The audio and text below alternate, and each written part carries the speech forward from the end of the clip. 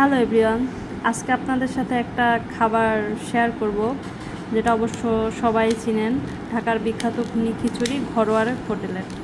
এটা মতিঝিল থেকে আমার হাজব্যান্ড নিয়ে আসছে ওর অফিস শেষ করার পরে।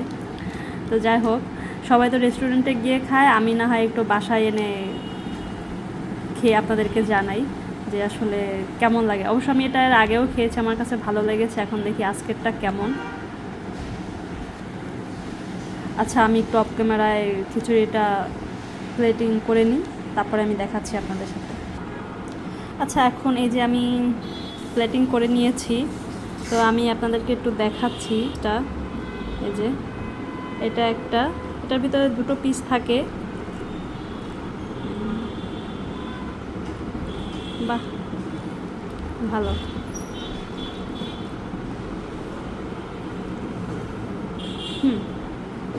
টেস্ট ঠিক আছে, সে আমি আগে যখন খেয়েছি সেরকমই আছে। তো আপনাদের কেমন লাগে? আপনারা যারা যারা খেয়েছেন আমাকে অবশ্যই জানাবেন, আর যারা খাননি অবশ্যই গিয়ে খাবেন।